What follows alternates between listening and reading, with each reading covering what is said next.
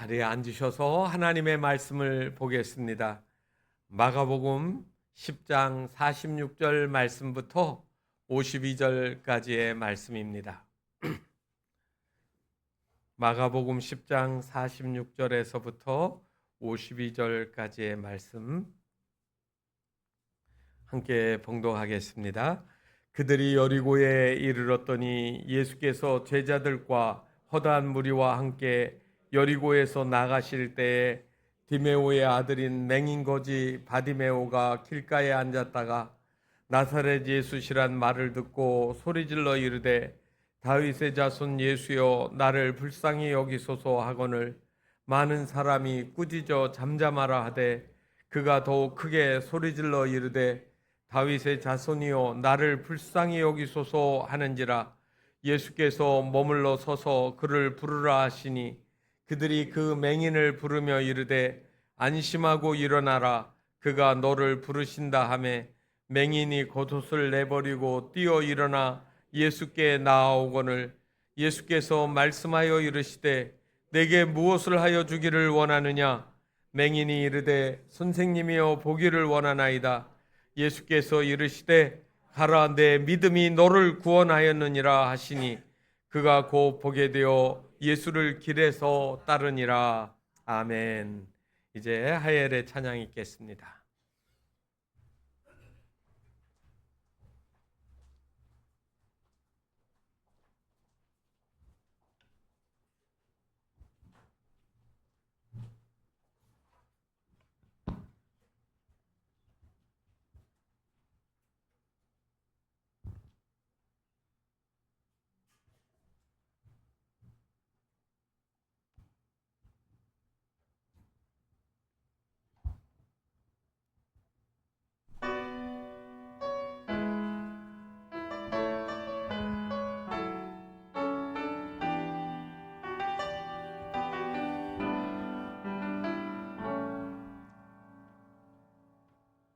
주 사랑이 나를 숨쉬게 해 세상 그 어떤 어려움 속에도 주 은혜로 나를 돌보시며 세상 끝날까지 지켜주시네. 주 사랑이 나를 숨쉬게 해 세상 그 어떤 어려움 속에도 주 은혜로 나를 돌보시며 세상 끝날까지 지켜주시네. 주님만이 내 아픔 아시며 주님만이 내 맘 어루만지네. 어느 누구도 나를 향하신 주님의 사랑을 끊을 수 없네. 주님만이 내 능력이시며 주님만이 나의 구원이시네. 어느 누구도 나를 향하신 주님의 사랑을 끊을 수 없네.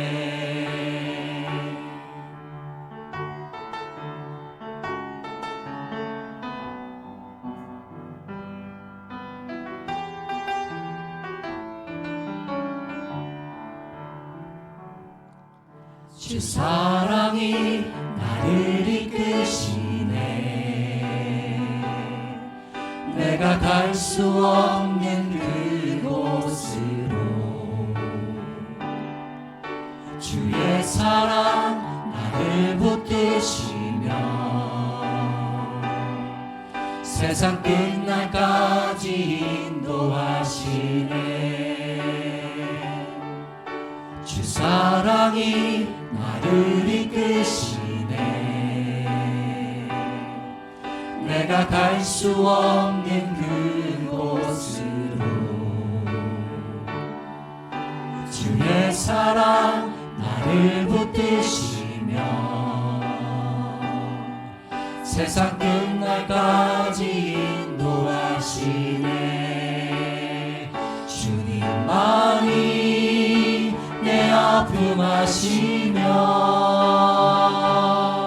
주님만이 내 맘 어루만지네. 어느 누구도 나를 향하시 주님의 사랑을 끊을 수 없네. 주님만이 내 능력이시며 주님만이 나의 구원이시네.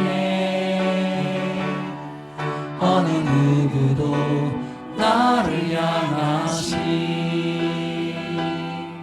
주님의 사랑을 끊을 수 없네. 주님만이 내 능력이시며 주님만이 나의 구원이시네. 어느 누구도 나를 향하시 주님의 사랑을 끊을 수 없네.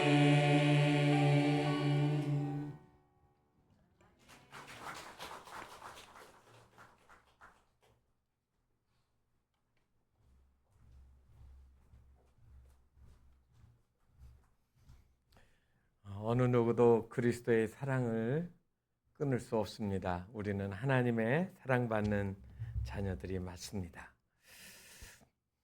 여러분, 지구상에서 제일 높은 산이 무슨 산인가요? 아십니다. 에베레스트 산입니다. 높이는요? 잘 모르시죠? 8,848m입니다. 이게 숫자로 나오니까 잘 느낌이 안 오는데 광주에서 제일 높은 빌딩이 어디에 있는 줄 아세요? 옛날에 제가 처음 광주로 오니까 금호생명 빌딩이 제일 높다고 했는데 지금은 유스케어 앞에 터미널 앞에 있는 그 KBC 방송국이 있습니다. 그 주상복합이 49층이에요. 그래서 이렇게 지나다 보면 그래도 꽤 잘 보이는 건물입니다. 그런데 8,448m를 아파트 높이 2.5m로 계산해 가지고 하니까 몇 층이 되느냐면 3,600층이 되더라고요. 안 놀라시는 분은 간이 크신 분입니다. 그러면 지구상에서 가장 깊은 바다는 어디에 있는 줄 아세요? 이건 좀 어려울 겁니다. 이거는 괌하고 사이판 사이에 있는 마리아나 해구라고 하는 깊은 바다가 있습니다. 이 바다의 깊이가 얼마나 되는가 측정을 했더니 11,304m예요. 이거를 갖다가 아파트 층수로 제가 또 계산을 해봤더니 4,600층이 됩니다. 이 4,600층이라고 하는 거는 사람이 들어갈 수 없는 깊은 곳을 의미합니다. 왜냐하면 내려갈수록 수압이 있고 기압이 이 지상보다도 1000배가 높기 때문에 다 심장이고 뭐고 다 터져서 죽습니다. 그럼 못 들어가는 곳입니다. 그래서 사람들은 들어갈 수 없는 곳, 죽음의 자리로 생각하는 겁니다. 우리가 살다 보면 에베레스트 같은 산, 마리아나 해구 같은 우리의 도달하기 어려운 고통스러운 힘들고 어려운 환경에 들어갈 때가 있습니다. 그런데 여러분, 그 마리아나 해구나 에베레스트 산보다 더 깊은 절망의 자리가 있습니다. 바로 그게 무엇일까요? 우리 마음속에 있습니다. 살 수 없다. 나는 견딜 수 없다. 나는 이길 수 없다. 절망스러운데 그 절망의 바다에 빠지면 아무도 헤어나지 못하는 겁니다. 이런 절망스러운 자리에 들어갈 때 여러분들은 어떻게 하시겠습니까? 여러분, 영어에서 life라는 단어가 있습니다. 살다, live라는 단어가 있습니다. L-I-V-E 이렇게 되어 있죠. 요거를 D부터 읽으면 E-V-I-L 뭐라고 읽습니까? 입을 악이라고 읽습니다.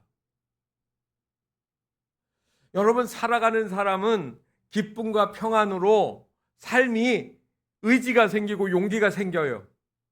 그런데 이게 꺾이면 불행해지고 절망하고 악이 그들의 마음속에 들어와서 죽음의 자리로 이끌어갑니다.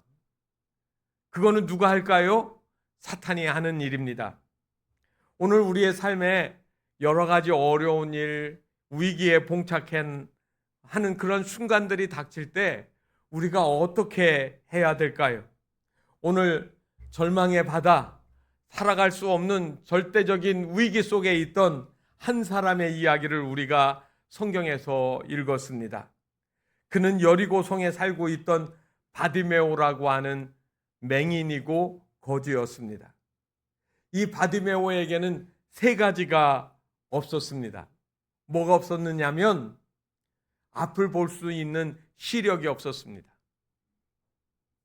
그 다음에는 자신을 안락하게 지켜줄 수 있는 재산도 없었습니다. 그래서 날마다 남들이 지나가는 길에 앞을 내다보지 못하고 도와달라고 구걸하는 거지 행색으로 살아야 됐습니다.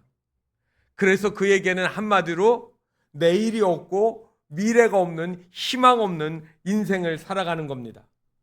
쨍하고 해뜰 날이 그에게는 다가올 수가 없었다는 말입니다. 아마 여리고성에서 가장 불쌍하고 불행한 사람이라고 하면 단연코 바로 이 바디메오를 이야기할 수 있을 겁니다. 그런데 오늘 성경 말씀, 우리가 읽은 말씀 마지막에 52절에 가라, 내 믿음이 너를 구원하였느니라. 그리고 뭐라고 했습니까? 그 말씀을 듣는 순간에 그가 곧 보게 되어 곧 눈이 열려서 시력이 회복해서 보게 되어서 예수를 따르게 되었다라고 이야기를 하십니다. 우리의 절망이 누구에게서 해결이 되어지고 누구에게서 기쁨이 다시 생겨날까요? 바로 그 이야기를 제가 여러분들과 함께 나누려고 합니다. 오늘 여기 맹인 거지의 이름은 바디메오입니다.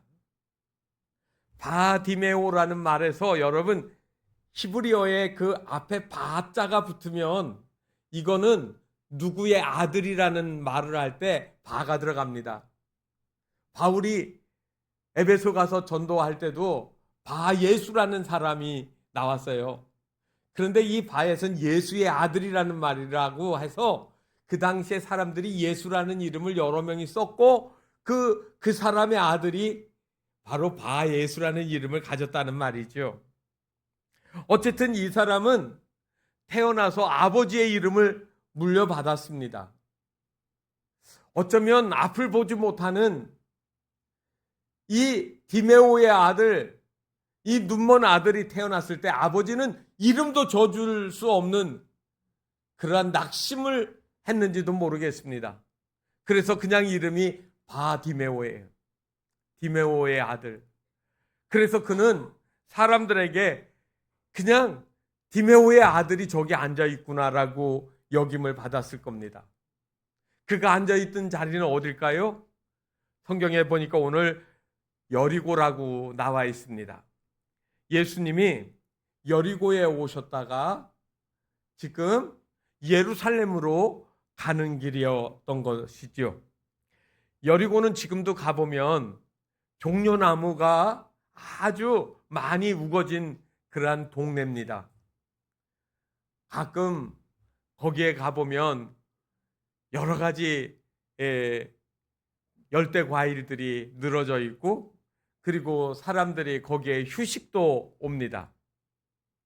거기는 해수면보다 250m가 낮습니다. 그러니까 갈릴리가 200m니까 여기로 내려와서 마지막에 어디로 들어가요? 사해로 들어가는 입구 가까이에 있습니다. 그래서 예루살렘으로 갈 때 이 요단강을 건너 여리고에 들어온 사람은 이 여리고에서 머물면서 시간을 보내다가 힘을 비축해 가지고 예루살렘으로 갑니다. 여러분, 예루살렘에 있는 산의 이름이 시온산이라고 합니다. 시온산은 높이가 760m입니다. 760에다가 아까 말씀드린 250을 더하면 한 거의 1100m가 나오거든요. 광주 무등산의 높이가 얼마인지 아시죠? 1187m입니다. 저보다 모르시면 안 됩니다. 여러분, 거의 여리고에서 예루살렘까지 갈 때는 무등산 등산하는 정도로 가야 되니까 보통 사람들이 일단 이 여리고에 머무르는 거에 사람이 많이 모여 있습니다. 그러면 거기서 뭘 할까요? 밥도 먹어야 되고 물건도 사야 되고 이것저것 준비를 하다 보면 아무래도 시장이 활성화될 거고 살기가 좋은 곳입니다. 또 온도가 따뜻한 곳이기 때문에 겨울철에는 여기에 누가 내려와서 살았느냐 하면 헤롯 왕이 여기에다가 겨울 궁전을 짓고 머물렀던 곳이 여리고거든요. 한마디로 살기 좋고 그리고 먹을 것도 많은 곳에 살기 어렵고 굶주리고 고통스러운 삶을 살아가는 이 바디메오를 한번 생각해 보시기 바랍니다. 그에게는 아름다움이라는 것을 볼 수도 없고 풍요를 누릴 수 있는 아무런 근거가 그에게는 없습니다. 그에게는 뭐가 문제입니까? 눈만 뜨기만 하면 무엇이든지 할 수 있는데 지금 그가 할 수 있는 게 없지 않습니까? 그런데 언제부턴가 지나가는 사람들이 하는 소리가 그의 귓가에 들려왔습니다. 예수라는 분이 갈릴리 벳세다에서 맹인 한 사람의 눈을 뜨게 해줬다는 겁니다. 사람들이 맹인을 끌고 와서 이 사람 눈을 뜨게 해주세요 했더니 예수님께서 데리고 나가서 침을 그의 눈에 발라주고 그리고 기도했더니 눈이 떠여졌다는 얘기입니다. 사람들이 수근수근거리며 지나가는 말로 하지만 그 말이 누구에게는 정말로 생명의 젖줄처럼 들렸지 않았겠습니까? 나도 눈이 뜨여줄 수 있다라고 하면 못할 게 뭐 있겠습니까? 예수라는 이름이 그의 마음속에 새겨졌습니다. 그런데 누구도 그를 데리고 예수에게로 데려갈 사람이 없어요. 그런데 어느 날 사람들이 지나가면서 이야기를 합니다. 예수님이 예루살렘에 가기 전에 지금 여리고에 오셨다는 겁니다. 그에게는 속에서 불이 일어났습니다. 내가 어떻게 하면 예수를 만날 수 있을까? 그런데 아무도 예수님이 어디에 계신지 자기를 도와줄 사람도 없습니다. 그런데 그날 사람들이 웅성거리면서 확 모여드는 소리가 들리고 예수라는 분이 지나간다고 사람들이 이야기를 하는 겁니다. 그래서 그때 이 바디메오가 오늘 성경에 있는 말씀대로 목청을 돋구어서 불쌍히 여겨달라고 외치는 이야기가 오늘 말씀입니다. 사람들에게는 누구에게나 기회가 올 때가 있습니다. 이 기회라고 하는 것은 내가 만든 것이 아니라 어떤 때는 우연히 생각지도 않은 때 갑자기 다가옵니다. 그때 누가 기회를 잡을 수 있을까요? 준비되어진 사람들이 잡을 수 있다는 말입니다. 오래전에 미국 스탠퍼드 대학교 학생 하나가 학교를 다니면서 아르바이트를 하게 됐습니다. 그래서 신문 광고를 보고 어느 회사의 담당자를 찾아갔습니다. 그랬더니 사람이 그 담당자가 만났더니 이렇게 말하는 겁니다. 타자를 칠 수 있으면 당장 채용하겠다라고 이야기를 하는 겁니다. 그 말을 듣고 이 학생이 4일 동안만 여유를 달라고 부탁을 했습니다. 그래서 이 담당자가 4일 동안 사람을 못 찾으면 그때 오면 다시 만나주겠다라고 약속을 했지요. 그리고 4일 후에 이 학생이 다시 돌아왔습니다. 담당자가 4일 동안 뭘 했느냐고 물었더니 이 학생이 웃으면서 두 가지를 했다고 했습니다. 하나는 타자기 빌리는 거 했고, 또 하나는 사흘 동안 열심히 타자를 쳐서 자판을 익혀서 타자를 치게 되었다라고 이야기를 하는 겁니다.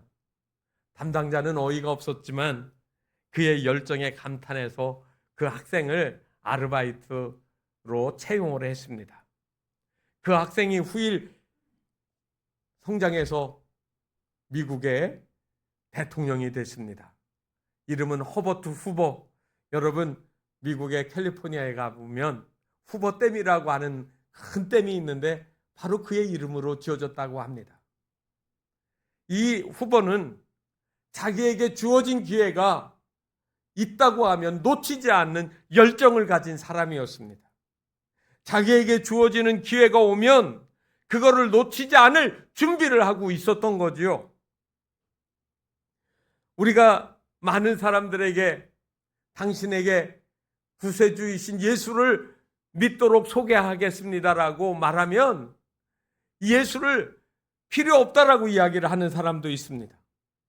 어떤 사람은 내가 나이가 들어서 은퇴한 후에 내가 예수를 믿어주겠다라고 이야기를 합니다. 이런 사람들은 다 진정으로 기회를 잡지 못하는 사람들입니다. 어떤 면에서 그 사람들은 영적으로 맹인이고 거지인 것이죠. 하나님이 분명히 살아계신데 하나님이 어디 계시냐고 묻는 거예요. 하나님이 우리를 위해 십자가에서 죽으셨고 죽음에서 부활하셨는데 그거를 보지 못하니까 영적으로 맹인이라는 말입니다. 예수님이 부활하셔서 승천하실 때 고린도전서에 보면 500명이 일시에 보는 자리에서 승천하시는 이야기가 나옵니다. 여러분, 500여 명이나 다 봤다라고 하면 증인이 500명이 넘는다는 얘기 아닙니까? 시간이 지나서 내가 보지 못했다고 해서 그 당시에 본 증거들이 부정되어지는 건 아니지 않습니까? 누가 영적인 거지인가요? 하나님께 은혜의 축복이 예비되어 있는데 그것들을 잡지 못하고 누리지 못하는 사람 아니겠습니까? 예수 믿는 사람들 중에 많은 사람들이 아직도 신앙의 본질과 핵심을 발견하지 못하는 겁니다. 교회는 무슨 로타리 클럽이나 라이온즈 클럽 같은 친교 모임은 아닙니다. 이 교회라고 하는 것은 나는 죄인이고 나에게는 구원자가 절대적으로 필요한데 나를 위하여 십자가에서 죽으신 예수 그리스도를 만나려고 하는 사람들이 모인 자리라는 말입니다. 바로 그 바디메오가 그런 마음의 갈급함을 가지고 있었던 겁니다. 지금 바디메오는 문에서 자리를 펴고 앉아 있습니다. 구걸을 하면서 지나가는 사람에게 매일의 양식을 요청하고 있었습니다. 오늘도 지나가는 사람이 먹을 거를 주지 않으면 하루를 굶어야 되는 거예요. 그런데 지금 그 길목에 예수님이 지나가고 있다는 얘기입니다. 그래서 오늘 여러분 47절 말씀을 한번 성경을 보시기 바랍니다. 우리 함께 읽어보겠습니다. 나사렛 예수시란 말을 듣고 소리질러 이르되 다윗의 자손 예수여 나를 불쌍히 여기소서 하거늘 여러분 무슨 차이가 있습니까? 지금 사람들이 가르쳐 주기를 나사렛 예수가 지나가고 있다라고 이야기를 하고 있습니다.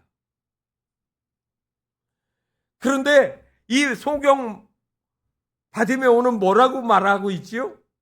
다윗의 자손 예수여, 나를 불쌍히 여겨달라고 했습니다. 당시 많은 사람들은 예수님을 향하여서 한 말이 무슨 말이냐면 나사렛 예수라고 했습니다. 이거는 보통 유대인들이 하는 일반적인 호칭입니다. 그의 출신지를 얘기하는 겁니다. 나는 고흥 사람입니다. 나는 신안 출신입니다. 나는 고창에서 왔습니다. 뭐 이러면서 자기 출신지 얘기하는 것처럼 하는 거예요. 그리고 조금 더 알려주려고 하면 아버지 이름 얘기하고 할아버지 이름 얘기하고 증조 할아버지 이야기하고 이런 식으로 얘기를 하는 거예요. 옛날에는 성씨가 없었기 때문에 더군다나 더 그랬습니다. 그러니까 이 예수라는 이름을 가진 사람이 여기저기 있었을 텐데 지금 우리가 알고 있는 저 예수라는 사람은 나사렛 출신이라는 겁니다. 그리고 또 하나는 남쪽 유다에 사는 사람들은 북쪽에 사는 갈릴리 사람들을 무시를 했습니다. 왜냐하면 경제적으로 좀 낙후되어 있고 또 하나는 지식적으로 거기는 무식한 학식이 없는 사람들이 많이 살았습니다. 그 중에 이 나사렛이라고 하는 말은 여러분 한경북도 저 두만강 끝에 있는 회령 같은 아주 오지에 있는 그런 사람들과 마찬가지예요. 그러니까 나사렛 예수라는 이름은 그 말을 할 때 그 말 자체가 경멸의 의미를 가지고 있습니다. 못 살고 초라한 동네, 별 볼 일 없는 곳에서 태어난 사람. 그런데 그 말을 듣고 이 바디메오는 뭐라고 이야기합니까? 다윗의 자손 예수요. 여러분, 다윗은 이스라엘의 가장 존경받는 왕입니다. 그리고 이 다윗을 통하여서 이스라엘을 장차 구원할 메시아가 온다라고 성경에 약속이 되어 있습니다. 그러니까 다윗의 자손이라고 하는 말은 메시아를 지칭하는 표현이거든요. 이사야 35장 5절에 보면 이 메시아가 올 때 어떤 일이 일어날지를 이야기를 했습니다. 그때 맹인이 눈이 밝을 것이며 못 듣는 사람들의 귀가 열릴 것이며 저는 자는 사슴같이 뛸 것이며 말 못하는 자의 혀는 노래하리니. 여러분, 지금 이 바디메오는 눈을 뜨게 되어진다라고 하는 그 말, 누가 한다는 말이에요? 메시아가 하는 말이에요. 그러니까 사람들은 나사렛 예수라고 할지 몰라도 나는 내 눈을 뜨게 해주실 메시아이신 예수 그리스도를 기다린다라는 말입니다. 똑같은 말이라도 어떤 사람은 지나가는 말로 하지만 어떤 사람은 그 말을 통하여 생명의 구주를 만나게 되어지는 겁니다. 아무도 예수님에게 다윗의 자손이라고 말하지 않을 때 이 맹인 바디메오는 다윗의 자손 예수라고 이야기를 하고 있습니다. 성경에 보면 예수님을 다윗의 자손, 우리의 구주라고 그리고 하나님의 아들이라고 이야기한 사람들의 이야기가 나옵니다. 제일 먼저 누가 나온 줄 알아요? 귀신 들린 사람이 와서 다윗의 자손 예수라는 말을 썼습니다. 나에게서 멀리 가시고 나를 괴롭게 하지 말라달라고 귀신 들린 사람이 귀신의 입을 빌어서 예수님에게 그렇게 얘기했다가 쫓겨나는 이야기가 나옵니다. 영적인 세계는 예수님을 단지 가난한 나사렛 총동네에 어떤 사람으로 본 것이 아니라 영적인 눈을 열어보면 예수는 하나님의 아들로 우리에게 오셨다라는 말입니다. 그 다음에 두 번째로 한 사람이 베드로입니다. 주는 그리스도시요 살아계신 하나님의 아들입니다라고 마태복음 16장 16절에 그렇게 고백을 했습니다. 그리고 오늘 우리가 읽은 이 마가복음에서 소경 바디메오가 다윗의 자손 예수라는 말을 썼다는 말입니다. 그래서 이 바디메오 소경의 이야기는 공관복음, 마태, 마가, 누가복음에 다 기록되어 있습니다. 뭐 때문에요? 예수는 하나님의 아들로 우리에게 오셨다라는 이 사실을 말하는 겁니다. 소경을 치료하는 사건이 우리에게는 큰 사건으로 보여지지요. 그런데 그거는 별거 아닙니다. 하나님의 아들이 할 수 있는 일들은 그것보다도 더 엄청나게 많은 일을 할 수가 있습니다. 그것보다 예수가 우리에게 오신 중요한 이유는 십자가에서 우리를 대신하여 피 흘려 죽으시고 우리 죄를 대신하여 줘 우리를 구원하시려고 하는 이 가장 핵심적인 일에 있다라는 말입니다. 바로 그 사실을 지금 소경 바디메오가 얘기하니까 예수님이 가시던 발걸음을 멈추신 거예요. 누가 저렇게 소리 지르는데 사람들은 그 말에 귀를 기울이지 않았어요. 조용히 해라, 시끄럽다. 그런데 예수님의 귀에는 뭐라고 들립니까? 다윗의 자손 예수여라고 하는, 다른 사람들이 쓰지 않는 그 말이 그 귀에 들려지고 있는 거예요. 여러분, 우리가 성경에서, 그리고 우리가 매일같이 사용하는 용어에서 하나님의 아들을 발견할 수 있는 언어가 있어지면 하나님이 우리와 함께 하시고 놀라운 일들을 일으키시지 않겠습니까? 여호수아가 여리고를 정벌할 때 미리 정탐꾼을 보낸 이야기가 여호수아서 2장에 나옵니다. 그때 정탐꾼 2명이 기생 라합의 집에 숨어들었습니다. 그럴 때 이 기생 라합이 한 말이 뭔지 아십니까? 여호수아서 2장 11절에 너희 하나님 여호와는 상처나지의 하나님이시니라고 고백을 했습니다. 바로 그 고백 때문에 나는 그 하나님을 믿으니까 이 여리고성이 아무리 견고해도 무너질 거라고 나는 안다. 그런데 그때 나와 우리 가족을 살려달라고 하는 부탁을 하고 있는 겁니다. 그가 비록 기생이었고 사람들에게 인정받지는 못했겠지만 하나님이, 이스라엘과 함께 하시는 그 하나님이 이 견고한 여리성을 무너뜨릴 것을 알았다는 말이에요. 의심 많은 도마가 부활의 주님을 만나서 했던 고백이 뭡니까? 나의 주, 나의 하나님입니다. 여러분, 우리가 그냥 예수 얘기하지만 예수라는 말에 내 신앙의 고백이 담겨 있어야 됩니다.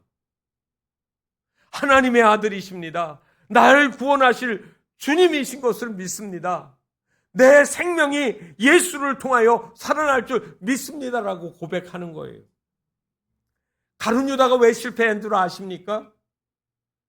믿음의 고백이 달라지지 않았어요. 제자로 3년 동안 따라다녔는데 단 한 번도 예수님을 나의 주라고 이야기하지 않았습니다. 그에게는 오직 선생님, 랍비라는 이야기밖에 하지 않았다는 말입니다.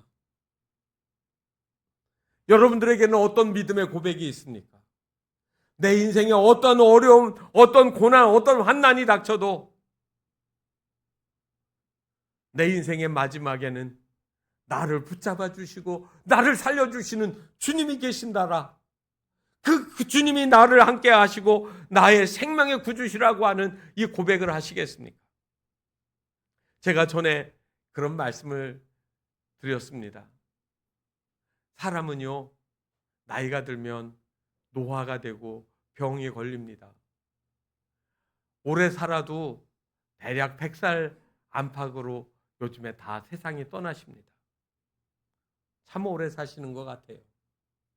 그런데 영원히 살 수 없는데 어떤 사람은 조금 빨리, 어떤 사람은 늦게, 어떤 사람은 건강하다가 어떤 사람은 많이 아프다가 알 수 없는 우리의 인생이 있습니다. 왜 그럴까요? 우리는 깨어진 인생을 살고 있기 때문에 그렇습니다.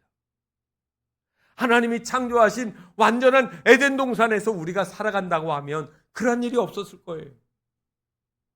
아담과 하와가 범죄한 이후에 우리는 깨어진 질서, 온갖 병들이 난무하는 세상 속에 살다가 하나님께로 가는 겁니다. 할 수만 있다고 하면 하나님이 은혜를 베풀어 주셔서 지금 맹인된 바디메오의 눈을 뜨어주게 기도해야 되지 않겠습니까?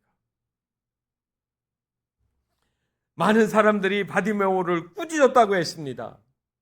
권고가 아니라 욕을 한 거예요. 윽박질렀습니다. 협박했습니다. 조용히 해라.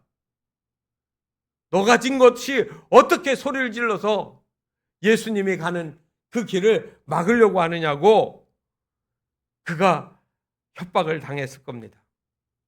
그런데 그때마다 바디메오는 주눅이 든 게 아니라 더 크게 소리를 질렀습니다.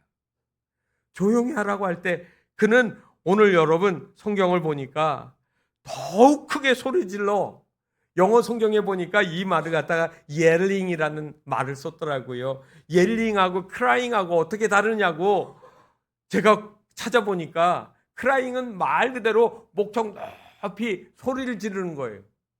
그런데 yelling은 비명을 지르듯이 악을 쓰는 거예요. 내 영혼과 내 삶을 다 담아서 악을 쓰듯이 외치는 거예요. 이 순간 아니면 나는 죽습니다. 이 순간 주님 나를 만나주지 않으면 내 인생은 소망이 없습니다라고 하는 그 뜻이 yelling이라는 말에 있는 겁니다. 눈치도 없어요. 창피도 몰라요. 거짓 소경 바디메오가 발버둥을 치고 있습니다. 왜 그랬습니까? 바디메오에게는 유일한 해답이 예수님밖에 없기 때문이죠. 누가 방해할까요? 오늘날 많은 사람들이 가지고 있는 지식과 선입견 때문에 예수님이 내 구주라는 사실을 믿지를 못하는 겁니다. 눈은 떴지만 아는 거는 많지만 예수님이 누구신지 몰라요. 그거를 가리켜서 우리는 영적으로 가난한 사람, 거지, 영적으로 앞을 보지 못하는 맹인이라고 이야기하지 않겠습니까?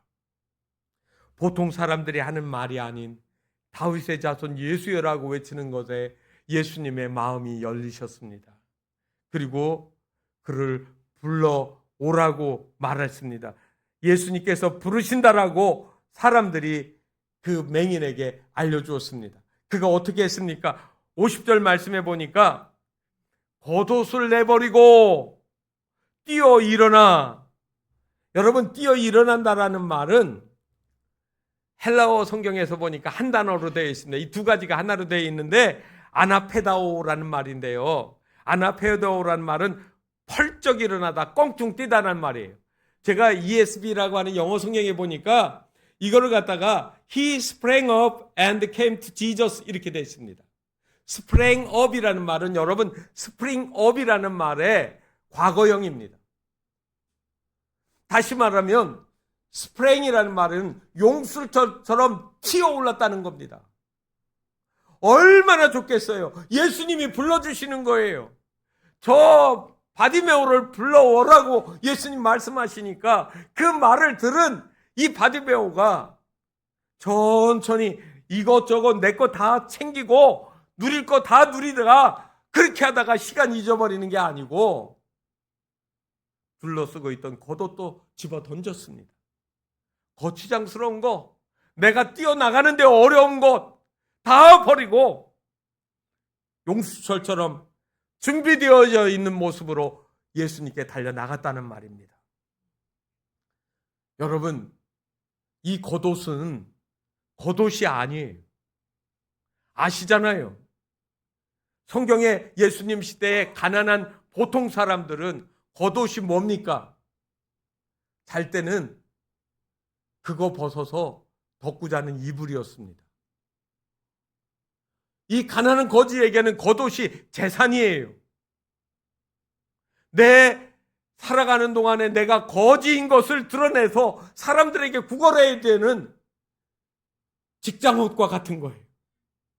그런데 지금 이것저것 다 필요 없어. 다 던져두고 용수철처럼 튀어 올라와서 예수님께 달려가고 있습니다. 그리고 예수님을 만났지요. 예수님 뭐라고 묻습니까? 내게 무엇을 하여 주기를 원하느냐? 여러분, 준비되어 있는 바디메오는 소망이 딱 하나밖에 없습니다. 내 눈을 뜨게 해달라고. 선생님, 제가 볼 수 있기를 바랍니다.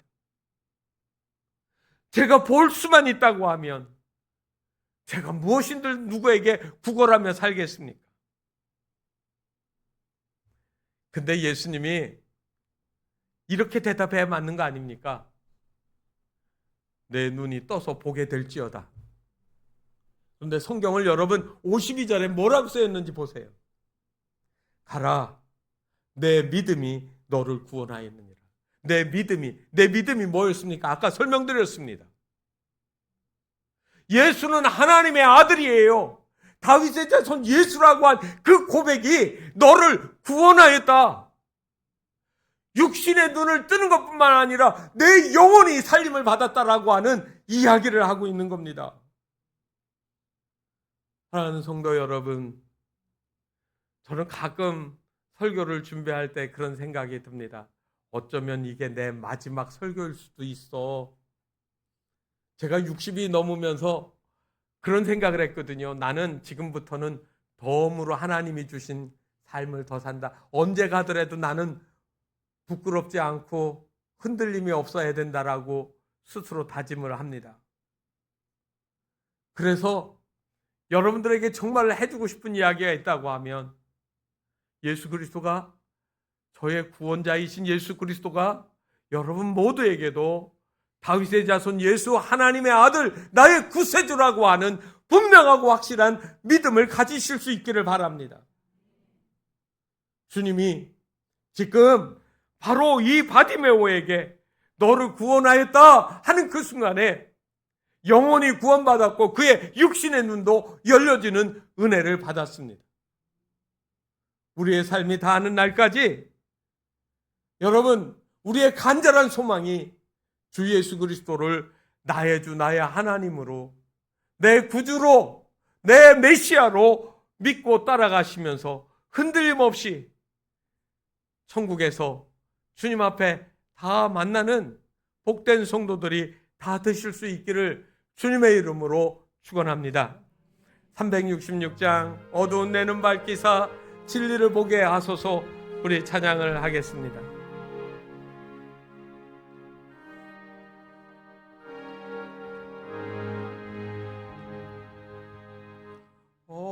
어두운 내 눈 밝히사 진리를 보게 하소서.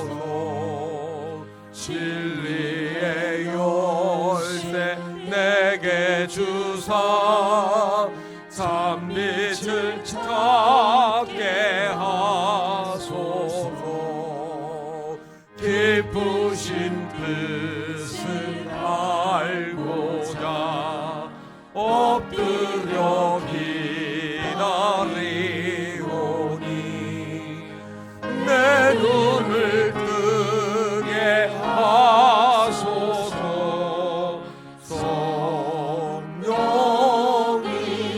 성령이여 막혀진 내 길 여시사 주님의 귀한 음성을 이 귀로 밝히 들을 때에 내 기쁨 말야 먹겠네. 기쁘신 뜻을 알고자 엎드려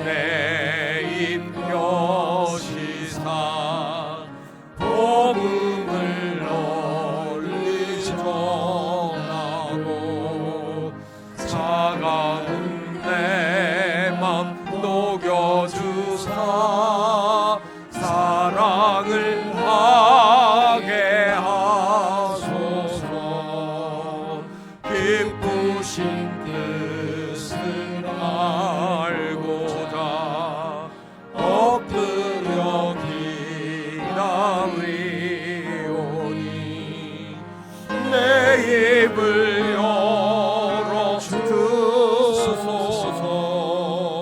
성령이여.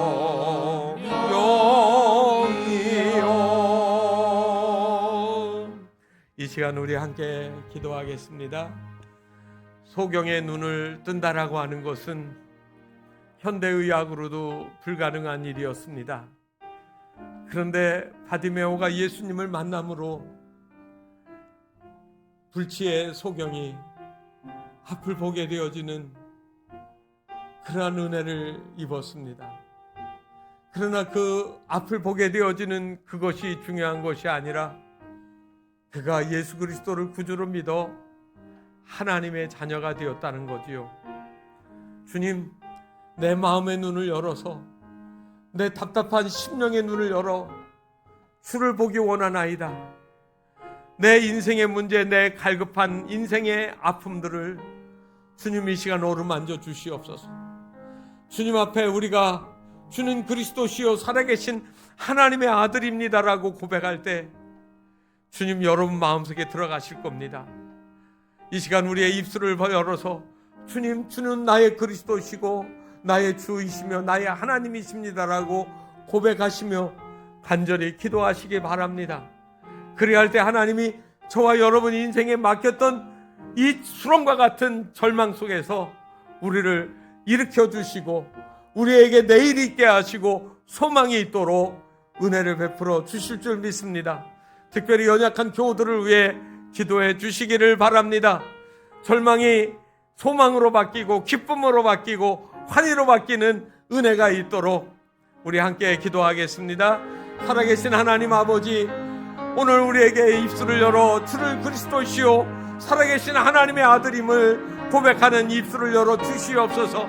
내 마음속 깊은 곳에서 진실로 주는 하나님의 아들이시며 내 구주이심을 고백하게 하여 주시옵소서. 수많은 사람들이 예수를 나사렛 예수로 믿을 때 그저 이 바디메오는 다윗의 자손 예수라고 고백을 하여 주님을 만나는 놀라운 그 발걸음을 그 주님 앞에 이르게 했던 것처럼 성도들의 삶이 하나님 세상에 보이는 것만 보고 느껴지는 것만 느끼고 만나는 것만 만나는 것이 아니라 하나님 아버지 영혼의 깊은 곳에서 주 예수 그리스도를 기쁨으로 만날 수 있는 은혜를 허락하여 주시옵소서.